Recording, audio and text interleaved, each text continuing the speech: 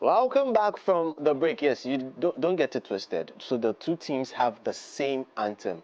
Other teams in England also have the same anthem. Actually, Manchester United stole it or copied it from Leeds United. Tottenham, much later, also copied it from somewhere else, but the originators are inside Scotland. Welcome back, and this is the Club, and it's time for the plug. Yes, it's not regular that I sit here and do this. JKD is across me, and we're about to talk some Europa final action. The fascinating thing, Jay, is that I think Man U, I'll go straight to the point. No, I'm not asking. They stole their way to the Europa League. No, wait, They guys. stole their way. They stole their way because you play with them, then you will get a red card by all means. Oh, so they stole their way. Anyways, so this particular trophy was instituted in 1972, was formerly known as the UEFA Cup. First time it was won by Tottenham. And then much later, Manchester United also won it. So both teams have won it before. Okay. Yeah. How many times for Manchester United? One. Yeah. How many times for Tottenham? One. Yeah. So this is really bragging rights, if you ask me. And they're meeting as is a major clash. Would you call it major, or is a mole derby? No. It's a major clash because Tottenham has one, Manchester United has one. So whoever gets, gets their bragging rights. Yeah. But we have our people in the house. Yeah. They are the ones going to dissect it for us. Yeah. Because, but let us know. Let your comments come through. Who do you think is gonna, So Jay, quickly, actually, Tottenham have won it twice. Oh, Tottenham has won. They've won it twice. Oh, yeah. And then Manchester United have won it once. Oh, so Tottenham is ahead of Manchester United. Is that what you're trying to tell me? Yeah. So in total, about 30 clubs have won it, and from some 11 nations. So, and the team that has won it the most is Serbia. We are getting into some history, but we've got one gentleman here who carries all the history around and also propounds theories relating to sports, especially football. His name is Jesse Ankra, and he's seated right here. He's a regular on Off the Cuff. Jesse, how are you doing? Hello, Sadi. Hello, Jay. Good to see you. Good morning. I was just asking him whether he's a Manchester United fan, and he said no, and I'm glad he's not. I'm also glad I'm not. I plead But the why do fifth. people, I really want to find out, why do people don't like Manchester United like that? Maybe I because don't of get their it. nickname, how can you call yourself Red Devils. Like, Yo. But on the brighter side, before we get into our next guest, on the brighter side, Jesse, what do you like about Manchester United? Like, you should have something you like about it. I would personally say I love the Manchester United history. If you've been an ardent follower of football, there's this glossy history associated to the Manchester United team, and that is it for me. Aside that, I am not associated to Manchester United. History. Exactly. And that's what they always use. I mean, when they even lose a game, we have this title, we have this title. Exactly. So, yes. It's good. They are the most successful team in England as we speak. No. Now that is very, very, very, very debatable. Liverpool have a saying that. But next to Jesse, we've got a chemical engineer turned... Oh, Chale! And chemical engineer turned sports... analyst. Not only analyst, he's a sports entrepreneur, I should say. Wow, I like that. Yeah. He's deep in the sports business. His name is Augustine Kwanzaa. Augustine, how are you doing? Seti, I'm doing very well. So it's quite surprising how you see I've turned into a sport. I'm still a chemical engineer. Come on. Okay, sorry. I still have that title and I'm still looking at practicing it still. So I'm still a chemical engineer. But don't let my chemical engineers come for me. You get it? Yeah. Okay. That's nice. Let's ask him to weigh sports and chemicals. Yeah, pick one. In terms of what? Yes. Okay, let me add it. In terms of cash. In terms of cash. Because there's a lot of money in everywhere. Sports engineer. I like the blend. But guys, let's get to it. Let's talk about how both teams have gotten here. Both teams are performing woefully they are performing woefully in the EPL, and people are saying this is a testament that the EPL is the greatest league on planet Earth. Jesse, would you agree to that, or you would say we should brush that session aside? I intentionally came to you with this question. I think we should brush this session aside. Look at where they lie on the league log. Yeah. Why are you saying we should brush it aside? I mean, this season, Tottenham, Hotspur, and then Manchester United have become like 5 and 6. But in this case, 16 and 17 on the English Premier League table. They are not doing quite well. But when we are approaching football, mostly what differs for competitions is the mentality. Teams approach different competitions differently. They kind of, before the start of the season, they kind of have a scale of preference and then which one they are going to approach. Before a coach comes to any team, what they do is that they set targets for the coach. You need to go in for this trophy. Prioritize this trophy over this. So personally, if you start the season and then one trophy is not going well for you, it is as right that you put your eggs into one basket. That is exactly what Manchester United did, and that's what exactly Tottenham Hotspur did. That is why we are seeing a glossy competition for them associated to the Europa League, but not the Premier League itself. So I believe it's not a fluke. They still have that quality, but they've not been able to showcase it in the English Premier League this season. And it's football. Top teams like Real Madrid have gone down the drain sometimes, some days, and then it happens in football. So for me, it's cool. It's cool. But, Augustine, quickly, look at both teams again. Look at how they perform in the league. Look at the number of goals they concede. Manchester United specifically, in the year 2025, have only garnered 9 points for themselves in the EPL. You look at Tottenham, they are the only team in the bottom half of the table with a positive goal aggregate. They met teams from France, they beat them. They met teams from Spain, they beat them. Would you say that the EPL is the greatest? Because these two, look at how woeful they are performing, but are still here in the final. Sadie, I would only say the EPL is the greatest if you would also admit that at the point in time, Spanish La Liga was also the greatest. Why am I saying this? There was a point where Sevilla was winning the Europa League back to back to back. They are the most winners, actually, Yes. 7. And even during that time, they were not the best or one of the best teams in the Spanish La Liga. You understand? So if these teams are currently not one of the best in the English League and they are making waves in the Europa League, I don't know why they should be, because there's a different approach when it comes to competitions, cup competitions and then league. And as Jesse said, the kind of mentality, we all know when Amorim came out and said things are not going well in the English Premier League, but now they are switching their attention to the Europa. It sets the players up that we have nothing to do. In the English, you can beat us 10. But we meet in the Europa League, we do everything possible. Look at the kind of teams they faced in the knockout phase. Yeah. And these are all teams who could go straight into the finals. They made Sociedad. Sociedad is a very good team. If not for Manchester United, could get to this stage. They met Atletico Bilbao. And before Bilbao played them in San Mamés, there was a caption that, "Welcome to hell." It was funny. How can we welcome the Red Devil? Not any devil.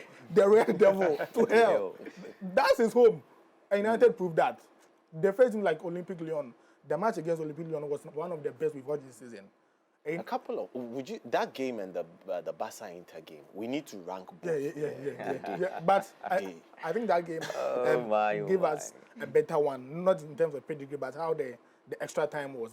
Because we saw goals coming in the extra time. Yeah. Unlike the Barca game where we had just a goal in the extra time, because the drama in that game was much. You could see at the point where Maguire was playing. There was too much suspense. Yes. So too much suspense. Are you sure there was? There was too much suspense. I feel there was too much chaos. No, I was, to be honest, I just didn't understand whether it was not the Olympique Lyonnais not having focus at that point. Because how can you tell me the story that you scored 2 and I mean, like, come on. And maybe it was the die-hard comeback for Manchester United, because because I thought it was a done deal for them. I thought it was a done deal for Lyon, only for Manchester United to come back. But when they pulled 1 goal back, I just knew that this could turn over, because this is football. Even 90 plus 2.2 seconds. That's true. Come on, people. But let's now talk about the managers and what they've been saying heading into the game. Ange Postecoglou always has this thing that he always wins things in his second season at a club. He has been with the club and this is his second season. So should that assertion prevail, then Tottenham will be 3-time winners of the Europa Cup or the UEFA Cup. Now, he has come under a lot of stake because of how he sets up his team to play. I believe that sometimes it's tactically wrong the way he sets up his team. Frankly speaking, I don't know how he got his license, but he's tactically wrong. You don't do that in football. He has an interesting way of playing, but he's come under a lot of stake, and people are calling him a clown. Should he lose? Journalists are asking him that question. He's not happy about it. But, Augustine, would you say he has what it takes to really drive this Spurs team to glory? Because the likes of Son Heung-min, who we'll be talking about next, has been at this club for close to a decade, and he says he wants to win something for the team. Son should take a clue from Hurricane, right? Hurricane was at Tottenham. He was the poster boy for a very long time. He saw that nothing was coming, then he had to go, and now he's smiling at a trophy now.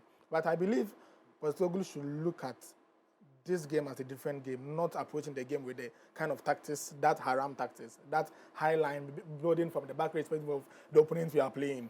We saw Manchester United in this campaign to be one team who necessarily don't have to build from the back, but they can disrupt your play and then counter on that. And irrespective of how well they've played against Manchester United, can result against them in the English Premier League. I think if he approaches this fine, because it's just a one game, and you could pay for the little mistakes you do.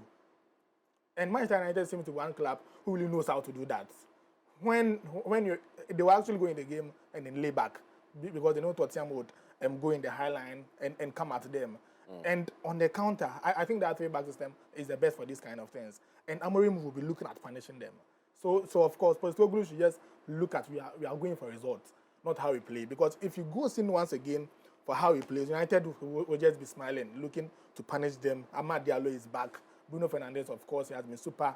Where you cannot trust them is their centre forwards, where we have Højlund, who is someone, I would say, a Chinese version of Erling Haaland. But that's fine. But even in that position, you have places or times where Harry Maguire will step in there and get to what you want. Why are you all making faces? No, because you see, you are referring to Joshua Zexi. One of the deep-lying strikers in the world. 9.5. 9.5. He created his own position in football. He says he's not a 9, neither is he a 10. He's in between. He's a hybrid, so he's 9.5. That is the player we are talking about. But why you should change his jersey? They should give him the 9.5. No, it's not accepted in the EPL. But we'll talk about the defensive frailties of Tottenham. But before you go that, you rightly spoke about his tactics. Yeah. Could it be a mere fact that, I mean, even with his tactics, he's been able to get to this point? So it could be, we heard a story of someone not being a lawyer, but he won cases. Yeah. So that one happened only in movies. Oh, but no, it was real. I mean, was it Kenya or something like that? Like a lawyer. He's not a lawyer, but he's won cases. Real life suits. Yeah, exactly. So what if this is his tactics? You feel it is wrong, but it's gotten him till here. So, Jesse, what would you say about that? Sometimes I feel competitions actually go beyond tactics. And sometimes the gods of destiny in football have to smile at you. When we look at the historical backing Ange Postecoglou, you realize that in the second season, in most of the teams that he has been to, he wins a trophy. And this is destiny coming back at him. Take me back to South Melbourne in Australia. He did that in the second season. Take me back to the Japanese league, and then Yokohama Marinos, he did the same thing. Take me back to Australia in the Asian Cup. He did the same thing in the second season. He did it in the first and the second season in Celtics. And this is the second season in Tottenham Hotspur. Let's see another trend here. Most of the teams in the English Premier League with a bird on their logo have won something this season. It's bird season. Liverpool. But you know J stands for bird too as well, right? How? Oh, Google it. Like the name J, J-A-Y. What does it stand for as a bird? Yeah, So, so it's my he's season also too. winning this season. It's my season. Yeah. And you give us the scoreline at the end. You can go Yeah, ahead. Liverpool did it, Crystal Palace did it, Newcastle did it, Bad. and then Tottenham Hotspur did it. So in Are you football, giving us? Hey! Bird over devils. I'm not predicting yet. You're not predicting yet. But I'm telling you that in football, you can't downplay history and then trends. It is very important in football. Football sometimes goes beyond tactics and then looks at trends, historical backing, and then certain times a mentality. So it varies for me. This might be his time, and then you never know. But aside certain tactics, history also has been backing Tottenham recently. Okay. When you want to do a proper juxtaposition of a head-to-head between Tottenham Hotspur and Manchester United, you realize that it's kind of lopsided with the upper hand that Manchester United has over Tottenham Hotspur. But it would be very unfair if you want to do a proper analysis using the entire head-to-head. If you want to get a proper analysis of it, let's use the last 6 matches. Okay. To get a better form of these teams. The last 6 matches, Tottenham Hotspur has won 4. Yeah. 2 draws. Manchester United hasn't won a single match against Tottenham Hotspur in this bad form of both teams.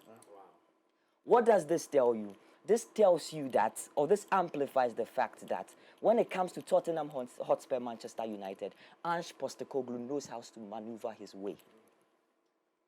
And this should not be downplayed in football. Before we get into the tactical analysis of it, I would like to put forth, 4 underlying things that we have to talk about. You're giving us a theory? Maybe you never know. Okay. Maybe you never know. You never know. Every day we have a theory. theory. Charlie. Structural. Because this is not a sports show, I don't want us to go into It's a sports show. The AM Club is a sports show. Okay, you wanted to get it it. is. You wanted Let's go. you wanted Let's to go. get it. Give it all. Okay. You wanted to get it. I want us to look at history, individual brilliance, experience, and a little bit of tactical. Okay. When you look at the history, that is what I've given currently. Yeah. So let's move on to individual quality. Sadenam, give me a preamble of the quality players in both teams that can squeeze water out of rocks for these teams. When I look at Manchester United, I'm going to mention Bruno Fernandes, Amad Diallo, Harry Maguire, and other players. In Tottenham Hotspur, I'm going to mention Son Heung-min. Yeah. I'm going to mention Richarlison. I'm going to mention the guy in the at the middle of the Tottenham Hotspur setup. What's his name? No, Madison. James Madison. Yeah. I'm going to mention him. I'm also going to mention Dejan Kulusevski. These are guys that are pivotal for both sides. These are the people that when it comes to the toughness of the game, they can do something to help this Tottenham Hotspur side. Yeah. But the question is, how many of these people are in for their sides? Tottenham Hotspur will be losing Son Heung-min. Tottenham Hotspur will be losing Dejan Kulusevski. Tottenham Hotspur is losing James Madison. On the other hand, Manchester United has Bruno Fernandes, Amad Diallo, Harry Maguire, all these players, a full setup of players going into this. So they have nothing to lose. So if you are doing the proper juxtaposition associated to individual brilliance or quality, Manchester United has the edge now. Now experience. In 2017, Yep. Manchester United went to the finals of the Europa with Villarreal, where they struck Villarreal, an informed Villarreal coming from the Spanish La Liga. They had Bruno Fernandes, they had Amad Diallo, they had Harry Maguire, and they had Victor Lindelof. They had most of their players in that setup. On the other hand, Tottenham Hotspur has not had so much experience so far as this competition is concerned. So when you weigh these two, in terms of experience, Manchester United has it. This is another one for Manchester United. So we've looked at individual brilliance, Manchester United has it. We've looked at experience, Manchester United has it. So let's delve into tactical.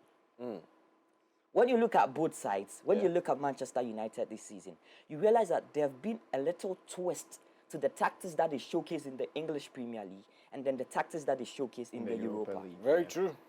This is because the coach has in tuned his mind to a result-oriented style of play instead of a pragmatic or idealistic style of play.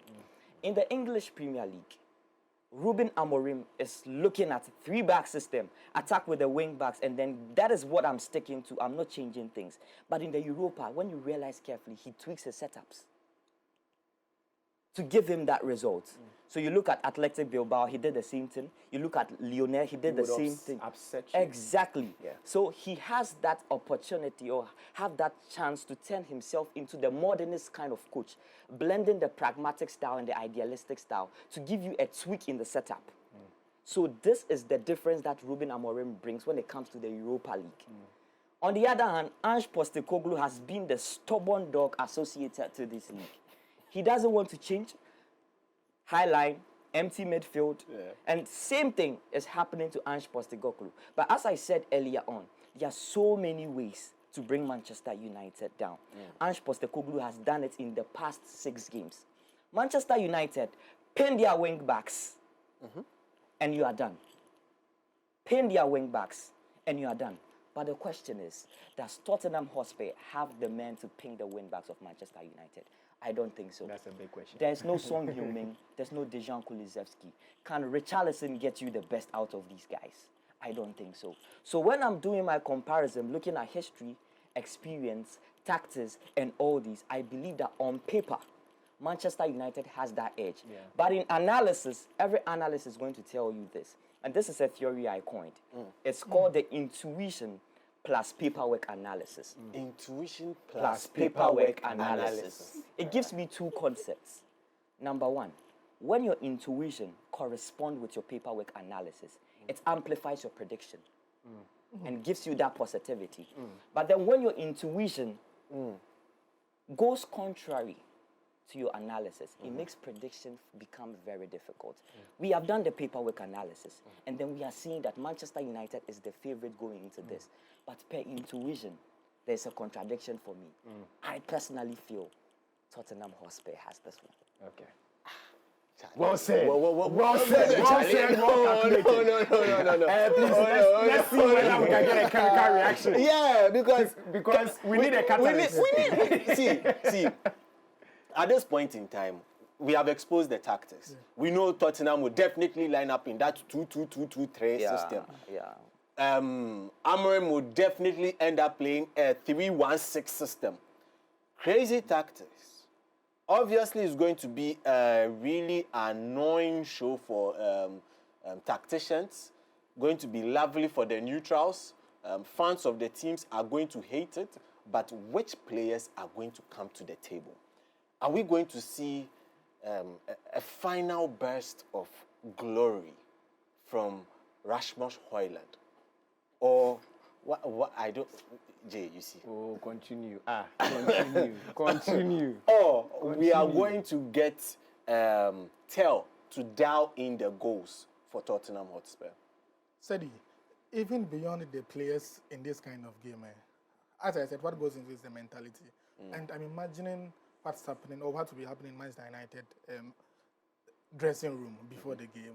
What I believe Amari will tell them is that this same day, 17 years ago, something happened. And that was when Manchester United themselves faced another English club in an European final. 21st May 2008. It was in Moscow. It was in a Champions League final. There was an extra time. There was an extra time. There was a slip. Calm down. Okay. That slip could be Christian Romero today. Calm down. So they did it. Which game are you talking about? Let us make it So clear. the game of Manchester United versus Chelsea in a Champions League final in Moscow 2008. This same day, Amorim was not Manchester United. I don't know what he was doing that time. He was playing football. Yes. These United players, none of them thought about playing for Manchester United. No. They are here now. So what those people did 17 years ago is now our time against a Tottenham Hotspur side, which we've not been able to beat in by beatable. And I believe with what they've showcased in the games they've played, yes, Tottenham have been a very fine team, but the kind of opponents they've played, against the opponents United have played, you can't tell me the opponents are better than Manchester United's opponents. And the kind of game we've seen from United's opponents.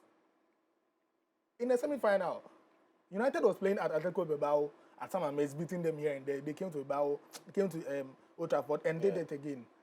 What was Tottenham also playing? Bodo Glimt. But come on. Yeah.